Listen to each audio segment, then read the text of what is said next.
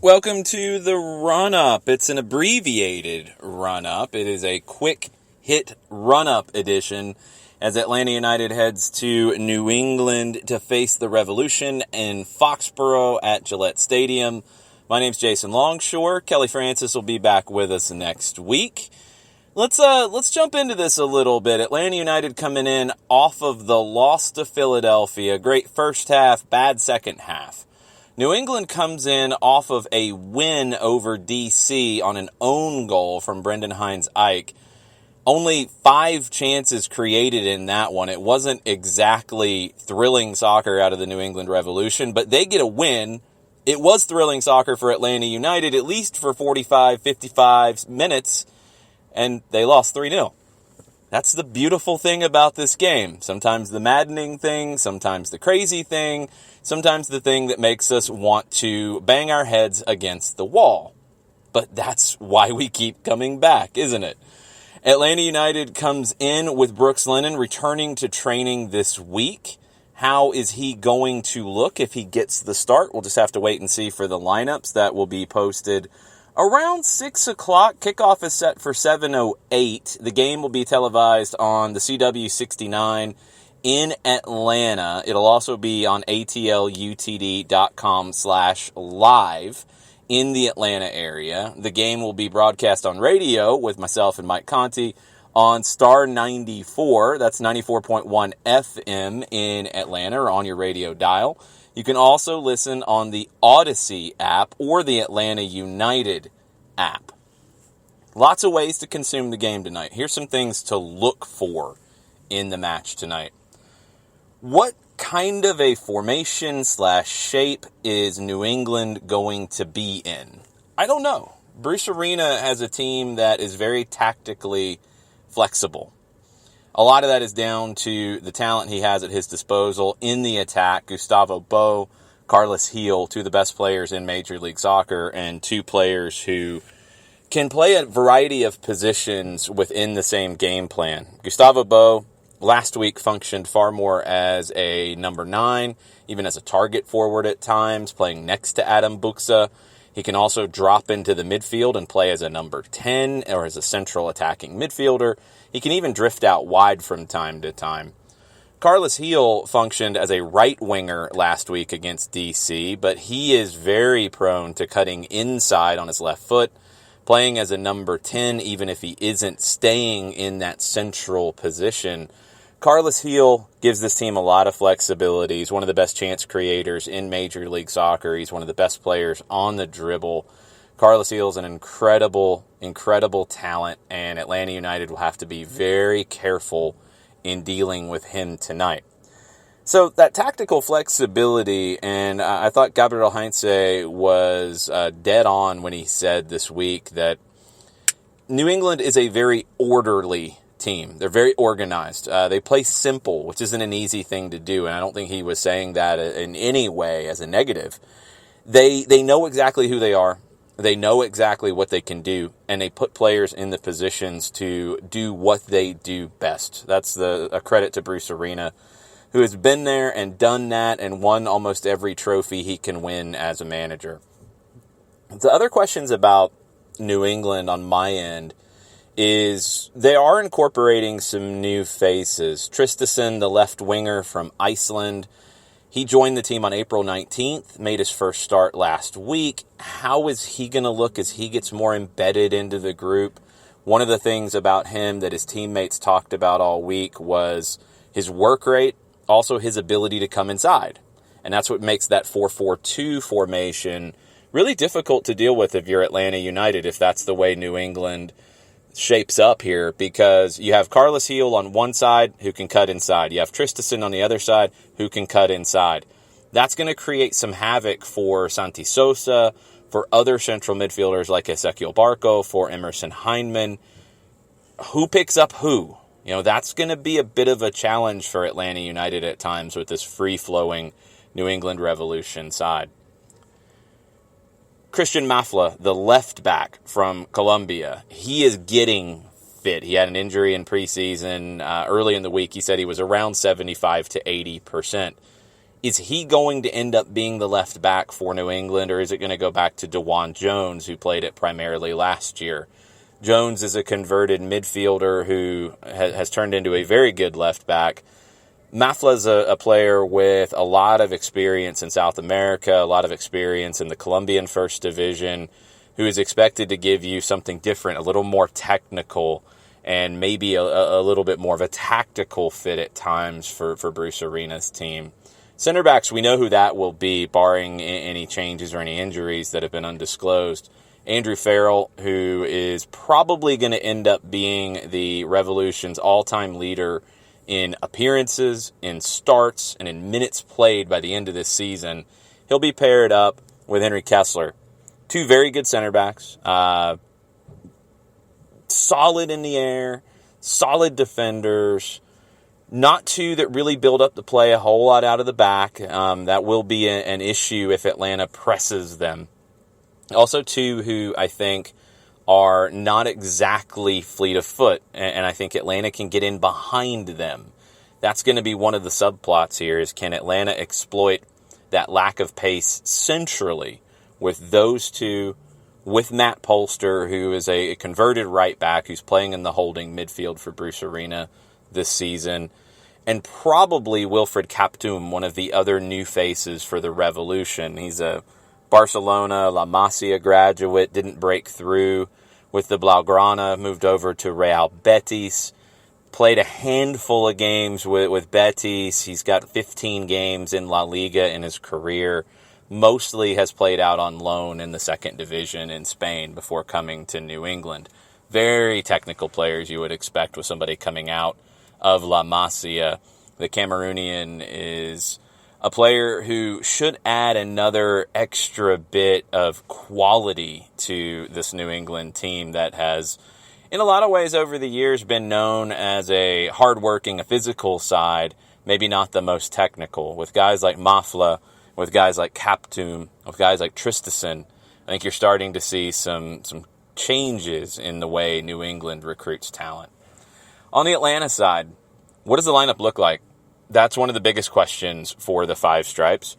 With a game on Tuesday looming in Philadelphia, yes, you are down 3-0 in the CONCACAF Champions League quarterfinals, but do you decide that you are punting on that game and looking ahead to next week and MLS? Or do you play this game and then play the best team you can on Tuesday? Do you rest anybody for Tuesday? I don't think you do that. I think you play the best lineup you can field tonight. And then I think you play the best lineup you can field on Tuesday, which will likely be different because of the short rest. I think when Gabriel Heinze says that he's not a rotation manager, it's not to say that he doesn't make changes to his lineup. He picks the best lineup for that match. And things will force rotation or force lineup changes like fatigue, like injury, and like tactical matchups. And that's another element to this one, with New England being so flexible in the way that they line up. Does Santiago Sosa drop in to play as a center back and make this a 3-4-3? And we've seen a couple of different varieties of that from Atlanta United this season. And the 3-4-3 in Costa Rica against Alo Alenze looked very different than the 3-4-3 we saw against Philadelphia. Both were effective. The one against Philadelphia was pretty explosive getting forward. But that was because you knew that Philadelphia was going to play two up top and play a diamond midfield, four central midfielders. New England, if they go 4-4-2, they will not play four central midfielders. They'll have two wide players who can cut inside. That's a different type of challenge. So the lineup and the way Gabriel Heinze factors that in could be very different. Brooks Lennon, I mentioned earlier, he has returned to training. Don't know where he is in terms of any side effects from the clash last week with Jonathan Bornstein that resulted in a black eye. Was not ever fully disclosed if he had entered into a concussion protocol situation. Not every injury to the head results in a concussion, and we haven't been told if Brooks Lennon suffered from concussion symptoms. He did have to leave that match at halftime after checking back in after the injury, but Gabriel Heinze said that he had returned to training normally this week. When you look at Atlanta and some of the questions that people have had, it's about the attack, it's about how they attack, it's about some of the key figures in the attack. Jurgen Damm, Marcelino Moreno, Jake Mulroney have generally been the players out wide. All of them are strong on the dribble. Jake Mulroney is second in the team in XG and in expected goals during his time on the field, right behind Emerson Hyndman. And I think Hyndman being number one in that category for Atlanta tells you a couple of things. One, you're not finding Joseph Martinez or Lisandro Lopez in dangerous positions often enough, and that's something that will have to change and improve over the season. But also, I think it shows you that a lot of those chances are going to come from more central positions. Mulroney's XG, in large part, is probably due to his brilliant spin and dribble inside the 18 and shot that forced a save that was banged home by Emerson Hyndman. Probably a big reason those two are 1 and 2, right? So you want those central positions to have those opportunities inside the 18. Your wingers are going to be positioned wide quite often unless they come in on the dribble like Jake Mulroney did, or cut inside because the outside backs are getting high and they're putting in the cross. Otherwise, your wingers are going to be in 1v1 positions, and you're wanting them to beat the outside back and put in a cross or cut inside or pick out a pass. And that last one is the one that we haven't seen quite enough of yet.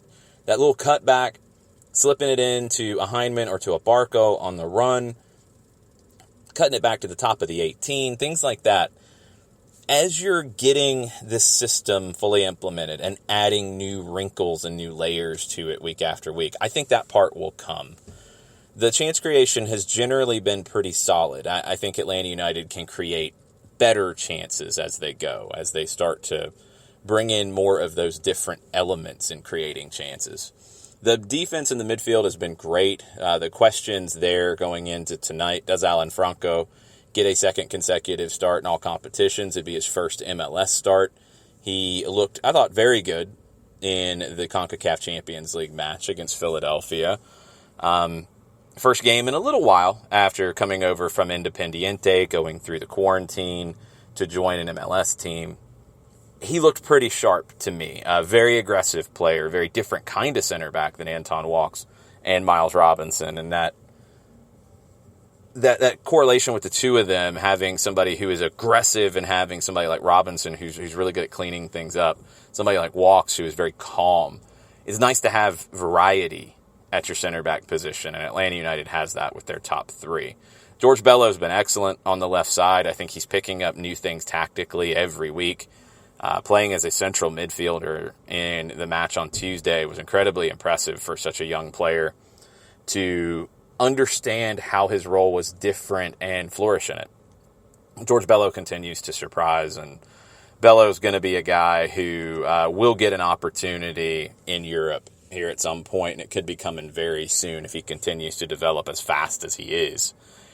Santiago Sosa has been Atlanta United's best player so far in the season. He's just been absolutely outstanding, playing as a third center back when the time calls for it, playing as a holding midfielder the rest of the time. He's so good on the ball.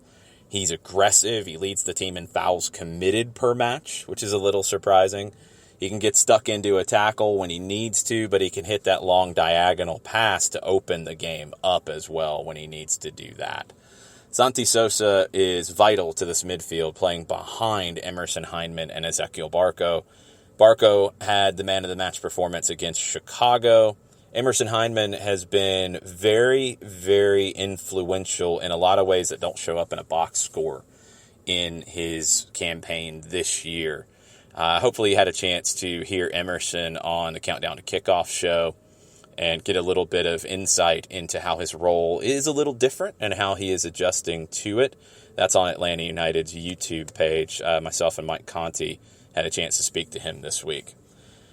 Big game tonight. It is a conference matchup. Atlanta United looking to bounce back after a disappointing result, but a opening 45 that showed you a lot of promise and got people very, very excited, including the manager, Gabriel Heinze. He talked about how proud he was of his team. He's going to be looking for a performance like that for 90 minutes this time in Foxborough tonight. New England, this is a big game for them as well. They're a team that a lot of people are looking at as a contender in the Eastern Conference. Can they make that step up and go from being that hard-working team that's a difficult team to beat to a top team? They've got the talent to do so now with Heel and with Bo and emerging guys like Tristison and Mafla and Kaptum. Can they make that jump? Can Matt Turner not have to make as many big saves, not have to stand on his head as often as he has for the Revs? Going to be a fun one tonight. Again, CW69 on TV starting at 6:30. Star 94 on radio also starting at 6:30. atlutd.com/live in the Atlanta area for streaming video, and the Odyssey app, the Atlanta United app for streaming audio. We'll be back on SDH on Monday with Overreaction Monday to break everything down. Thanks for listening. Thanks for being part of it. If you have any questions pregame after listening to this, throw them my way on Twitter at Longshoe. You can also tag at Soccer Down Here, and we'll get into that tonight after everything is done, after the full-time report on the Odyssey app, on the Atlanta United app, on Star 94. The Salty Takeaway will be up on the Soccer Down Here app and on the website, and also on every place you get your podcast delivered to you. The Salty Takeaway will post before the end of the evening. The 2's review will post tomorrow as well, as Atlanta United 2 is in Oklahoma City this evening. Lots of things. We're not going anywhere. We're going to keep talking about all of it with you. Thanks for being part of it. Mucha plata, y'all.